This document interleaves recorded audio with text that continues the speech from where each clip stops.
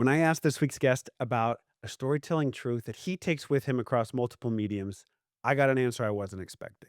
So, yes, whether you're writing chapter books or picture books or TV series, character, structure, and world building is important. But what he takes with him is fear. And who would know better than Curtis Jobling? So Curtis started his career as a production designer on Bob the Builder and has since become an incredibly prolific writer and TV creator, notably the Wereworld, the best-selling chapter novels that's been adapted into The Wolf King, the smash hit for Netflix. And I was just so curious about across all the mediums and demographics that he's written for, not only how is it different, but how is it the same? So this was just a fascinating conversation with Curtis Jobling. Here we go.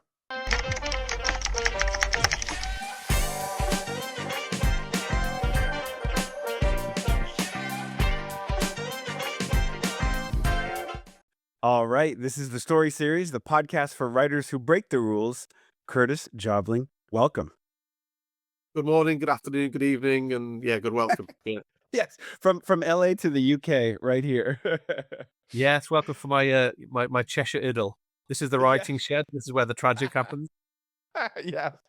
I'm so thrilled to talk to you, Curtis. And so, just for those who don't know, you started as a production designer on Bob the Builder, but since then you've come up as an illustrator and a writer, of course, responsible for the Wereworld novel series, which has been adapted into a Netflix series under the title Wolf King. And that's just the tip of the iceberg with your work. And I want to get into all that, but I'd love to start with this. Early days on Bob the Builder as a designer, looking back, how do you think that your experience on that show informed your writing and storytelling? When I came on board with Bob, a lot of people say to me, I get the question all the time, you must have made millions out of Bob, all those toys that were sold. And I'm kind of like thinking, are you kidding?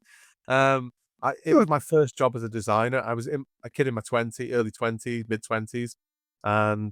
And if I'd have asked for a percentage of the back end, the royalties from that show, they would have asked somebody else to come along and design it, and it would have been a very different show, perhaps.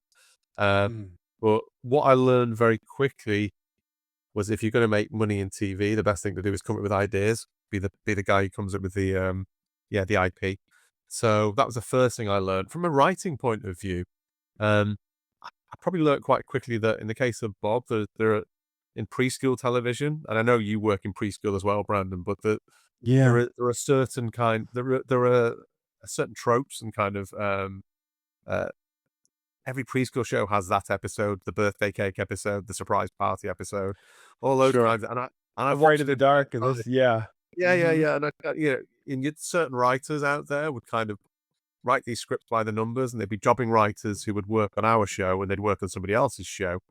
And the way I saw it looking in from the outside, I saw quite often, whether it was lazy writing or not, but certain writers would kind of, yeah, just take the birthday cake episode out of the filing cabinet, change the names, and then send it in, and you would see the same episodes popping up.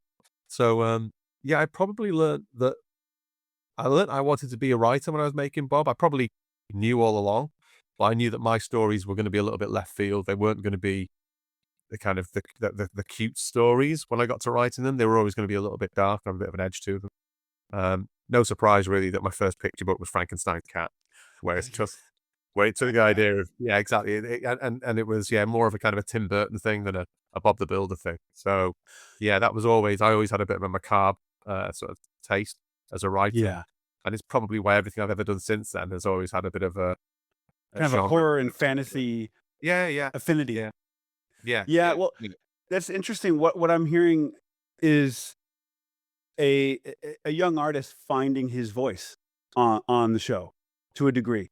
You're developing kind of something akin to, okay, I like this. This is what I would do differently. I'm going to take this with me. My leanings personally are a little bit this way. Is that kind of the case? Of just kind of finding yourself in a sense. Yeah, because I mean, my role on production on Bob was I was a production designer and art director. Certainly for the first season, art director, and then we had other art directors working alongside me. I remained as a production designer for the entire show for the first 10 years, designing pretty much everything on the show in that period. Uh, but yeah, it did teach me that I didn't want to just be designing shows; I wanted to be writing them. I wanted to be telling my own stories. It kind of confirmed that, because I saw some of the stuff and I thought, well, it's by the numbers. Let's push the envelope a little bit and do something different. And that's where I kind of ended up going with my own shows. I like to think. Yeah. But I never wanted to kind of the success of Bob was so huge and astronomical and global that it I think a lot of people saw me as being the guy who did Bob, which I was for many years. So that was kind of quite hard to shake loose, that kind of that you're an illustrator, that's what you do. And for me, it was I was kind of thinking, no, I've got more strings to my bow. There's different things I want to do, and I certainly want to write for older audiences. So that was kind of nagging at me all along, the fact that Yeah. I wanted to write bigger, more sort of epic tales, but I probably wasn't gonna get to do that on a preschool show. Let's face it. Right, right. Well, it brings up the topic of being pigeonholed, and that's something that comes up a lot in our industry, and I find that we as writers, we don't pigeonhole ourselves, but the industry will do that for us, and it's up to us whether or not we buy into it. And so you were kind of alluding to having to kind of forge this new direction for yourself, because obviously if you want more job opportunities like what you're coming off of, they're there for you, but you were getting pulled in another direction. Can you talk about just that tug of war that you were feeling? Yeah, it was the stay in your lane, thing. Yes. Yeah. Yeah, there's the little man's head. Okay, so Hey, look at that. bring me the head of Bob the Builder. Yeah, I was, it was very much there was a resistance to people kind of trusting me to do my own thing, early doors in my career. They wanted me to just stay doing just design Bob, just do that. This is the thing that you're good for. To a degree, probably because of that, I was a bit of a goose that laid the golden egg, for Hit Entertainment, the big studio who made Bob. They kind of probably wanted me to just stay at my drawing desk, designing stuff. And I love art, I love illustration, but if you make me choose, I'll pick writing every day of the week. For me, it's far more Mm, rewarding. Um, so yeah, I kind of had to fight back against that kind of the preconception that this is who you are, this is what you do. But I'm a firm believer that if you're a creative soul and you work in creative industries, that skill set is transferable, not just from a discipline like illustration to creative writing, if you have an affinity with both those things, but also the age groups that you can work with as well. I think if you're a yes. storyteller, you can tell stories to any audience, if you're good at your job. So yeah, I had to kind of Yeah. fight that, but it was always my brother described Bob as being he said it for years. He would say, "Bob's your albatross. Everywhere you go, it's squawking around your neck. Wear that albatross with pride." And I fought against it for years, but I think I came full circle. I love Bob now again because it's been nearly 30 years since I designed the show. So, Yeah. Bob and I are in a really good place. So I can kind of accept that now. But it's probably like you think of your favorite comedians who are kind of known for catchphrases and things like that, and a catchphrase can haunt you. Uh, Yes. well, I think Bob haunted me for many years, as I was trying to break out of that shell and do other things.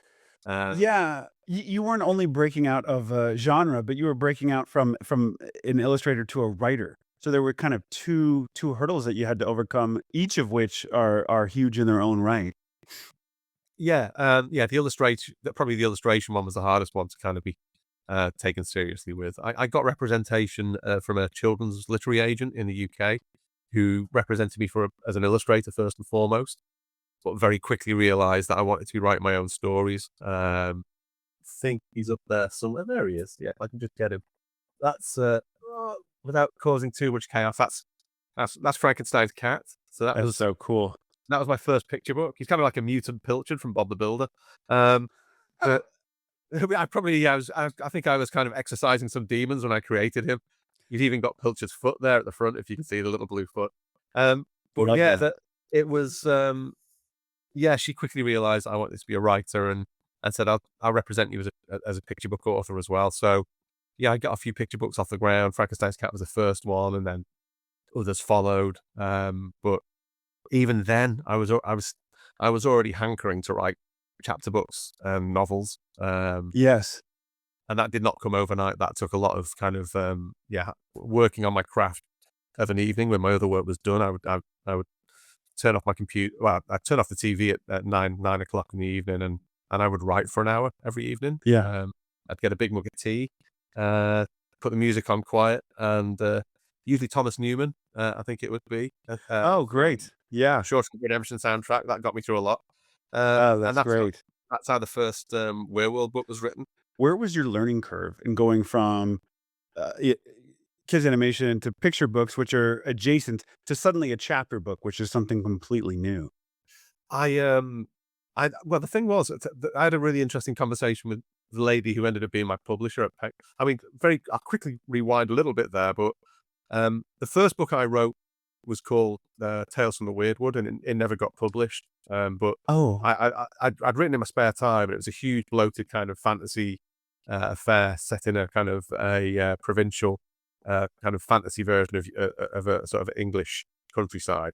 But it was kind of a gothic fairy tale kind of present day one. And it never got published, but I learnt a lot from writing it. I came back to it 20 years later, and sure enough, now it's a novel. But yes. I learnt so much in that first writing that first manuscript that I thought I'm going to go again now, and that's where I started writing the first Wereworld book.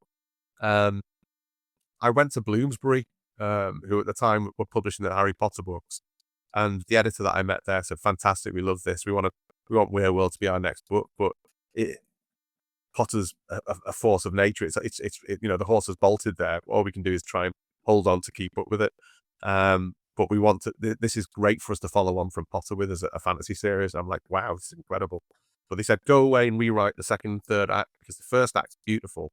Second and third act feels familiar. So I took on board that advice and I went away and I binned 70,000 words. I just cut them out and I started again at the end of the first act and I rewrote the book.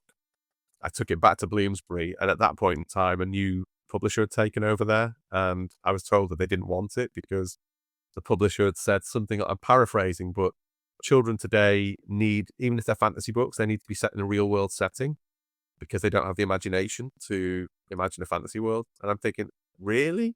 Have you never heard of The Hobbit? Whoa.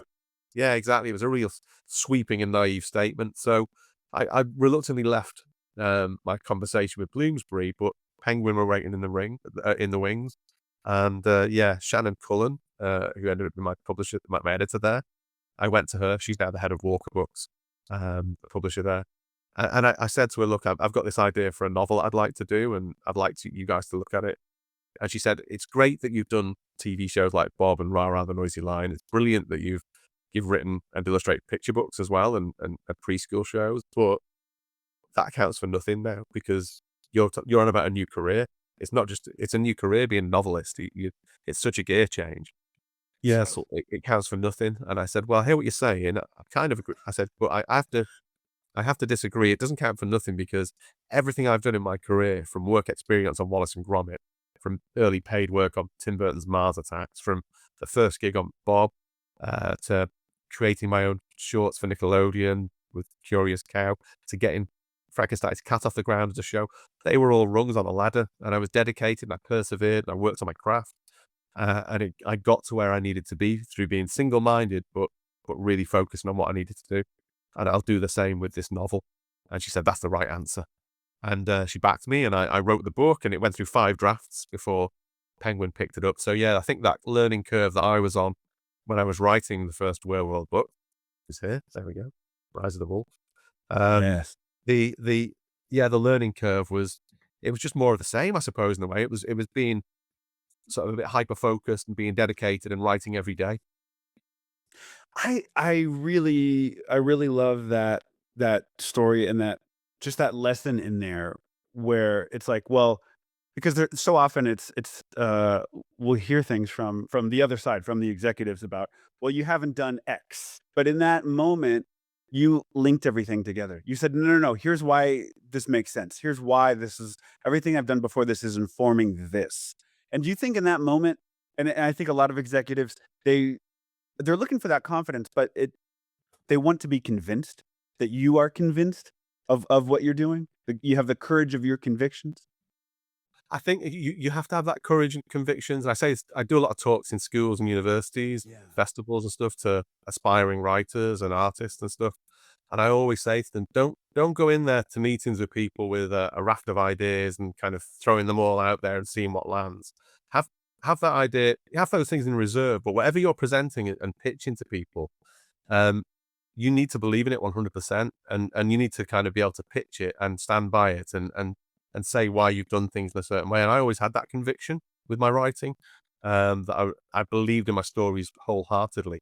And I think if you don't believe in your story, if there's anything there that's kind of a chink in the armor, broadcasters, production companies, publishing houses, whoever it might be, they'll worm in there and they'll see that and they'll think, well, maybe if this guy doesn't believe in it, why should we? So I always say, don't go in there half cooked. Make sure when you do present stuff and you pitch things that you are fully prepared and you are honest with yourself that you believe in it, because then you're bulletproof in a way. You can stand Yeah. by what you believe in. And And as we all know, yeah. if you're pitching shows, broadcasters, yeah, they are looking for if there's 99% of it is great, but if there's 1% that are a bit, maybe not, then they'll lean on the 1% and they're looking for any excuse not to commission things a lot of the time. That's what I find. So it's a hard Yeah. enough job. If you go in there with playing with half a deck, then you're going to come unstuck, aren't you? What mindset do you find is most helpful when you hear the word no? No. Um, I'm always really respectful, I like to think, to people who say no, because hopefully, not always, but Yeah. hopefully for the most part, those people are in a position because they know what they're talking about. Um, it does frustrate me as a creative that, so much of the industry that we work in is rehashing and rebooting stuff. There's a lack of Mhm. imagination from folk, and there's also that kind of a compulsion to just look at um, things that are book properties. Has it been a book first? And oh, is it published as a book? Oh, great. In that case, if somebody else has already taken a punt on this, I will now. That kind of a lot of the shows that I've been able to get kind of developed and picked up. I always get that question: is it a book? Could it be a book? Could you do it as a book first and then come back to us? All those kind of crazy kind of the tail wagging the dog. Yeah. Um, that pops up in conversation quite a bit, I think. How But you navigate those conversations when you're trying to please them, but not fully compromise. well, sometimes a no is a half-hearted no, and Mm. but there is room for a what if. But if the door is closed, I always try not to leave it as a closed door. I always thank people for their time, and I used to do a lot of the pitching. I used to go to trade fairs and Kids Screen and MIPCOM and stuff every year, and I would hustle and I'd get stuff into development as a creative. But I would never leave everything as a closed door. I'd always say thanks for the time. I really appreciate that. Can you think of anybody else who might be interested in a property like this or having a conversation? And I think you need to always try and find that corridor that goes off in another direction. Um, every time you get a foot in the door, before you disappear, make sure that you've kind of tapped that contact for uh, a little bit more of a clue of where to head next. I think. Obviously written for kids, middle grade, and for teens. And I'm curious across those demographics, what do you find as kind of the universal truths of just storytelling that you take with you? Because they're all a little bit different, but I'm curious about in what ways are writing for those demographics the same? Um, gosh, I mean, we kind of touched upon it before. Is that it? For me, it's always been. Uh, I think fear is the thing that as a writer, I kind of go to every time, and um, peril and jeopardy are the things that I look to uh, in the stories that I write, whether it's for picture books or whether it's for novels and middle grade and YA or TV shows. Um, I'm working on I'm working on a Bible at the moment for a major brand, which I can probably talk about, but I probably shouldn't just yet. Maybe ask me that next week and I can tell you about it. But even my story outlines for the development Bible are all kind of the jeopardy's high. That the stakes are big. Even if it's something inconsequential and funny, it's still it's that kind of high stakes. So fear is the thing that's overriding in all the stories that I write. Probably that is that kind of universal. Interesting. It's the thing that I think audiences, kids and young adults and stuff, everybody encounters fear in some way, shape, and form in their life on a daily basis, hourly, if you've got daughters like mine, to be honest.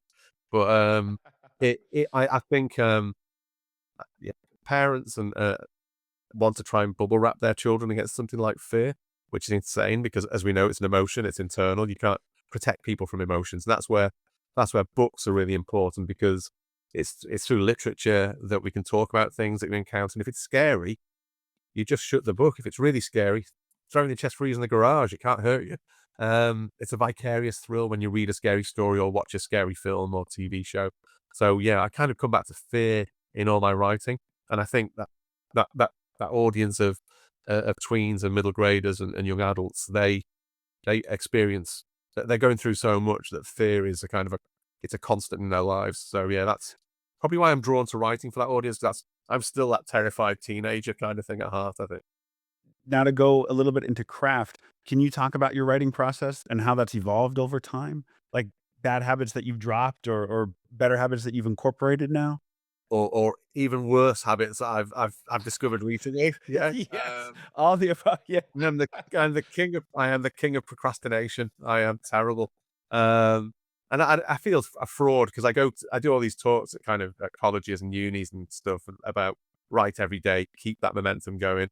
But Yeah, writing, there's that famous quote by Stephen King, which is in On Writing, where he talks about yes, sometimes it feels like shoveling shit from a seated position, and but or you can always go back the next day and edit what you've done. And for me, I always think that momentum's great. When I was writing the Wereworld books, and there were 6 books in the series, and Penguin Random House got to the point where they were commissioning 2 books at a time. So, and they were coming out 2 a year. So I was pretty yeah, much full time writer, writing 2 middle grade 100,000 word novels a year. So the advance that I was getting from that meant that I could portion my time, and I was dedicated to writing, a few thousand words a day, and that's how I hit my deadlines. So I work really well when I've got a deadline to work to. When I haven't got a deadline to work to, I am a nightmare. I will leave things and I will procrastinate because I think when you know you've got to deliver something to somebody professionally, you just think, "No, I've got to do this. I've got to deliver the goods." So, uh, yeah, and I don't know if you're the same, Brandon, but if I get if, as a freelancer and I can't say no to gigs. So if it's a school event that I get paid for, if it's in the UK or overseas, I could be gone for a week. Or if I've got a development gig on a TV show when I'm supposed to be writing a novel, I can't say no to that because you never know where your next meal ticket's coming from. So sometimes you can be a bit overwhelmed, I think, and managing that time as a freelance writer, I think can be really super challenging. So I find myself now with, I've got about 4 weeks in which to write my latest novel. And I'm about 15,000 words into it, probably need to be around the 90,000 mark. So and in the next few weeks, I have got about a dozen school events coming up once Easter's out of the way with. So yeah, I just need to work out how to clone myself, and I'll be okay. But yeah, I think time management's massive. I think Well, with right. time management, yeah, because when you're starting out, you're saying yes to everything and you're just trying to pay your bills. And then you get to a certain point where opportunities come to you. And so you're juggling time management in a whole new way, but it's still the same kind of thing, right? And Yeah, I mean, juggling is part of the career, no matter what. You have your job, but then you have that job is going to end. And then you have yeah, the thing in development. And then you have the thing that you're working on the side that you're like, oh, this would be cool to pitch to this person. Always, right? yeah. And yeah, and on top of that, being a dad, the Yes. domestic stuff that involves as well. For me, running around, taking my daughter to rugby training and stuff like this, Yeah. and finding time to spend time with my wife because there's times when you're writing in the evenings and stuff, and the work can become overwhelming and it can take over. So, yeah, for your Yeah. mental health, I think it's trying to be the Yeah. better we are at managing our work life, the better it is for our personal life as well, definitely. But yeah, I think Yeah. writing every day, if you get that momentum going, when I start writing a book, sometimes it can feel like I'm cycling uphill, but that at some point that hill will level out. And if you write every day and you plan, as I do, I always plot my novels. Before Yeah. you know it, you're freewheeling down the other side, and you've got momentum behind you, and the story's almost. It feels like, yeah, you're Angela Lansbury in Murder She Wrote. Dun, dun, dun, dun, the hands are going, and the typewriter's flying, and yeah, the story writes itself. And do you have any strategies that you, employ for when and if you get stuck? Are you someone that believes in writer's block or no? I think right. It's I think people. I think writer's block. Let's be honest. I think it's if you're not a very good writer. I think it's Mm. got. I can't honestly. It might sound awful, and I I suffer from writer's block. So maybe I'm not a very good writer. That's me being horribly honest with myself. if I'm casting the, I'm putting the mirror up against myself there, is that if I, and I say that with the best intention because it means that I've not thought about, if I've started writing, I've come unstuck, is because I'm not concentrating or thinking about how the story's going to end. I Yeah. wouldn't run a race without knowing where the finish line was. You shouldn't play a game of football without knowing where the goalposts are. So all those Mm, factors, I think that's why I'm a plotter and not a pantser. I need to know where my yeah. story's going before I start writing. So I think those people who do come unstuck with writer's block, sometimes I think you can be fuzzy headed. I go out, I'll take the dogs out for a walk, or I'll take a day off and do something. But yeah, I think it's probably a lack of discipline is sometimes the reason why we have writer's block. I think that there's a and I'm curious what you think of this. There's a confidence in writing badly, like just getting the bad version out, and that if you're too precious about every word, that you're going so slow, and eventually you're just gonna freeze up because you don't wanna write anything that's less than perfect. And so there's confidence in just getting it down, knowing that, as you said earlier, the next day I'm gonna rewrite this and make it a little bit It's better. a Stephen Eh King thing, isn't it? You can go back and rewrite it the next day, and being Yes. afraid of making mistakes. We all get that kind of, yeah, imposter syndrome, feeling like we don't deserve this. You know, I'm going to get found out as being, a fraud, but uh, that's born out of that fear of making mistakes, and children suffer from this. And I tell kids all the time when I do my school visits, I'm like, "Please make mistakes.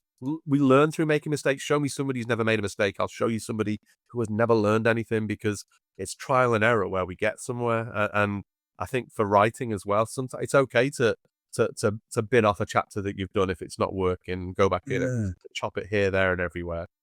Better to get the Mm. stuff out because then you can always edit back. It's harder to deliver something that's bare bones, and then pad it with stuff, I think. Yeah, I find, and let me know if you agree with this, that in my experience, the truest phrase for of what it means to be a professional writer is writing is rewriting, which we hear Yeah. all the time in school, or and they kind of one in one ear out the Revert other. draft, yeah. And then once you're doing it, you realize, oh, getting feedback, getting notes from the network, all this, doing it yourself. You're the first person to give yourself notes. Writing is rewriting. You find that Yeah. to be the case? Yeah, yeah, and also, yeah, and having that being broad-shouldered and be able to take criticism as well. Because once you do get editors and the second pair of eyes on something, and that's something I had to learn as well. The first time I wrote, uh, when I wrote that first version of Weirdwood, here's Weirdwood. It's my Yes, folk horror I story love that's that. out. It's a beautiful cover. I love it. Yeah, it's a lovely cover. It's very sort of Edmund Gorey kind of thing going on. Um, when I first wrote this 20 years ago, my wife proofread it for me. She said, "Oh my god, it's so it's so overflowing and kind of verbose, and you've got into 4 pages describing a tree. It's worse than Tolkien." And I'm like, "Don't say these things." Oh, it's my story. It hurt. It really hurt, and I couldn't take that criticism. And I gave it to my agent to read, and she came back with exactly the same notes. And my wife was like, see, I was right." And I was like, "I know, but I'm so thin-skinned, I couldn't take the criticism." I've learned to be able to take that criticism, I think, and it is hard. Nobody likes being told that what they're doing isn't up to scratch. But I think once you start taking criticism, then that's when you can start, and you respect that criticism, absolutely. And learn to respect it. That's when you can start really working on your craft, but and making it better, polishing it, doing those rewrites and stuff like that. Um, every great author had a great editor working with them that would give them notes and feedback and maybe change this, maybe dial that back, maybe turn that up. Um, and I've had that luxury writing my novels as well, definitely. For the up and comers that are listening, what would you say are the key professional habits that every writer needs to have? I think it's that being a bit thick-skinned, we mentioned, and Mhm. being sort of dedicated and diligent and persevering. Also, you need to talk to people in this industry as well as in broadcasting, which means you need to get yourself to trade fairs, to conferences, to animation festivals and stuff. And um, yeah, it I know it means for many people if they are shy or nervous or aren't comfortable talking to in social situations, which describes 99% of the animators that I know. Um, Sure. yeah, they're outside of their comfort zone, and it can feel daunting. But it's a cheesy word, networking, but it's just common sense. You need to be able to put yourself out there and sell yourself. Yeah. Um, and I think if you work in freelance sort of animation, broadcasting, television, and publishing, you need to be able to do the elevator pitch, to go out there not in a pushy way or in a kind of psychotic way, but just be able to talk about what you've got and talk about it passionately. Um, Yeah. and that, again, I think that's a learned skill. I think that's something It that we're not born with. You talked about going to trade shows, and I think a lot of people can get overwhelmed because it's like, "Well, what am I supposed to do here?" And in Yeah. those times that you were going, did you go in with a specific goal where you're like, "I'm gonna try to get this project in front of people?" Yeah, yeah, I would go over to like MIPCOM in Cannes in France. I'd go there Oh, yeah. once a year. I'd go to Annecy in France, uh, over to Kid Screen and Cartoon Forum and what have you. But I would have a number of projects that were kind of simmering away, but a few of them at the top of the heap. And Mm. I was known as the guy who could pitch anything kind of thing for a while. I was very confident and I had these ideas and I could go into a room with a broadcaster and they would say, I'd pitch something to them and say, "Oh, I like that, but we've got something like that." And I'll say, "Well, what are you after?" And Mhm. they'll say, "Oh, we kind of like something in this space." I say, "Well, I've got that as well." And I could change gear and kind of do that kind of quick hustle and find something that would fit. I could think on my feet. Uh, Yep. so but again, that was probably a learned thing as well. But those first festivals going to, like animation festivals and things, and being the person on the outside looking in, Yeah. um, I like to think uh, I'm now the person that people come to talk to, which feels really weird. But Mhm. I'm always, I hope, nice to those people because you never know who you're going to meet on the way back down, do you? There's that weird thing. There's a Sure. guy I work with. So Alexi Wheeler, who is he was the head of kind of family at Netflix most recently for Europe, Middle East, and Africa. And the first time I met Alexi was probably about 15 years ago. And he was the first thing he said to me was, "Would you like tea or coffee?" And he was a runner at E1 Entertainment in London, the guys who made Peppa Pig. Mm. Yeah. I stayed in touch. I kind of didn't stay in touch with him, but I used to see him at conferences and trade fairs and animation festivals. He was usually getting drunk, bless him. I wasn't. I was a good boy. But I had maybe 10 years on Alexi, and I kind of saw a little bit of myself in him kind of coming through and the path he was taking. And we always said hello. We'd always see each other. Our paths would cross intermittently over time. And he ended up being the head of Nickelodeon Mm. in Europe. And I remember going to a meeting with him, having a catch up. I hadn't seen him for years. This was before lockdown, before COVID. And he said, "What are you doing with Wereworld?" And I said, "Nothing, mate." And he said, "What?" He said, "I said you couldn't make it." I said, "It's Game of Thrones for teenagers featuring werewolves. It's episodic television. This was before Netflix had taken off and that streaming was a thing and people would binge Yeah. watch stuff." And I said, "You couldn't make it?" And he said, "No, probably." I said, "You could not tell me that Nickelodeon would commit to showing this series in order, sequentially, with an epic story arc. You couldn't do that, could you?" And he said, "No, I couldn't promise it." I said, "And that's why I've not pitched it to anybody." And he's like, "Ah, how?" It's always a good idea. I always love that idea. Fast forward 2 years, he's then the head at Netflix.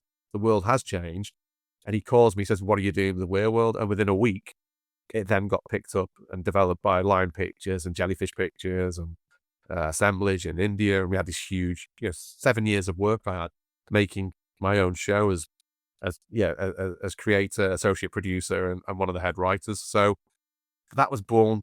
I think still think that started way back when Alexi said to me, "Do you want a cup of tea or a coffee?"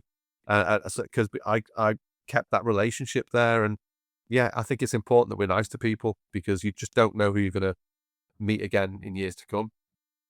How has your definition of success changed now versus when you were starting out, or has it? Um, do you know? Success for me is a roof over our head as a family. It really is. It's that Yeah. it might sound a bit cliched, but I've been lucky that I've worked on things that have provided security in a career where security is not a given. Bob gave me 10 years of regular work. It paid my mortgage in that period. It didn't make me a millionaire. It didn't buy me a big house, but it did cover my mortgage. Um, Wolf King for Netflix has done similar. Wereworld, the novels with Penguin, sold globally, sold over 1 million copies, It's insane when I read. yeah, Yeah.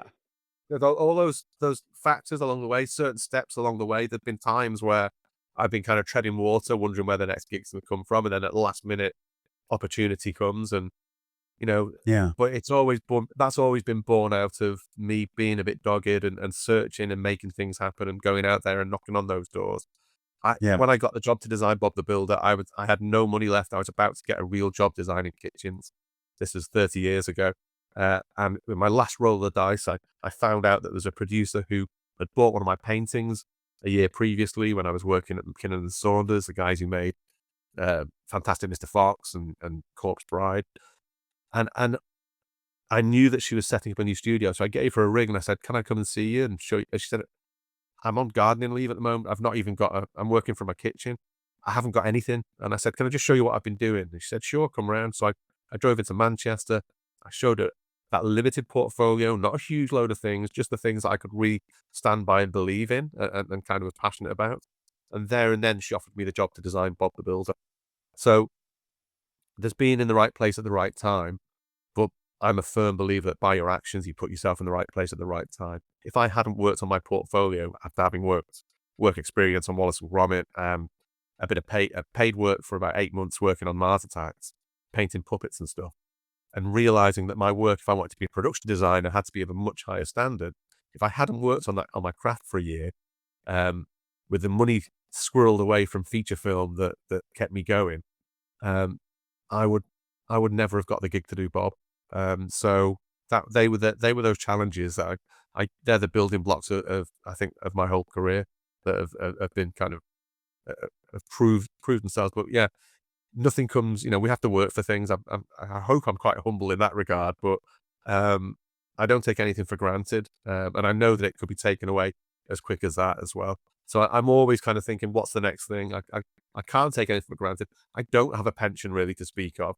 I can't. I've always thought that my books were going to be my pension. So if I get a real massive breakout success, that will keep me in sugar puffs and Jaffa cakes for you. But yeah, it's a weird world, isn't it? Freelance writing. It's not. There are no givens, and you're always chasing the next big thing. Yeah, I'm always looking Mm. forward.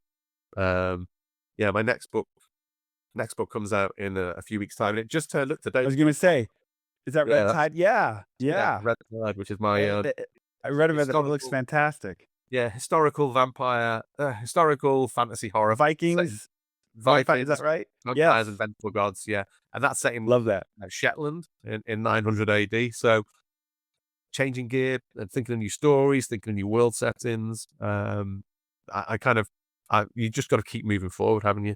And if I build Yeah. up enough things that can prove to be a legacy, hopefully that's the thing that continues to provide that roof over the head for the family. That's the way I've got Mm. to think about it. Curtis, as we come to a close, I like to ask everyone this question, which is, what is a rule in our industry that you believe is worth breaking? It's that thing that probably mentioned before, know your place. Um, I've been, I've never known my place. I've never known when to shut up. I've never known to, you know, not speak up or not kind of jump at an opportunity where it's there and try my hand at different things. We work in creative industries. We should create. And that means there's sometimes opportunities. There may be an adult work, a horror novel. It could be a preschool toy idea. It could, whatever it might be. Um, I think it's be prepared to, yeah, to kind of, yeah, break the structure that's been there before and do your own thing. Not be defined as being one. You're the guy who does Bob. You're the guy who does horror. Be prepared to move in different directions. And yeah, as I say, that belief is born out of the fact that yeah, I don't have qualifications to do what I do. I get all the work that I do from the kind of the hard work and hustle to what's in my portfolio, what I've been able to do and get off the ground. So I think self belief goes a long way. Undoubtedly, there are better writers and artists out there than me, but whether they've worked as hard over the years to get to doing what they're doing or whether they sat back and kind of on their laurels a little bit, I don't know. I do think effort goes a long way as well. Dedication, perseverance, they're the watchwords, definitely. Curtis, thank you very much for taking the time to do this. This was just such a fascinating glimpse into your not just career, but your creative mind and how you make decisions and how you approach work and life. And this was just such an honor. So thank you. Thank you, Brandon. I've really enjoyed it. It's been great. Hey, before you go, thank you for listening. If you want more episodes like this, make sure to hit that follow or subscribe button. And while you're at it, grab my free guide, The Rule Breaker's Guide to Finding Your Creative Voice. It's a brutally honest roadmap I put together, built from the lessons, mistakes, and breakthroughs I've collected along my journey as a writer. You can download it for free at storyseriespodcast.com. See you in the next one.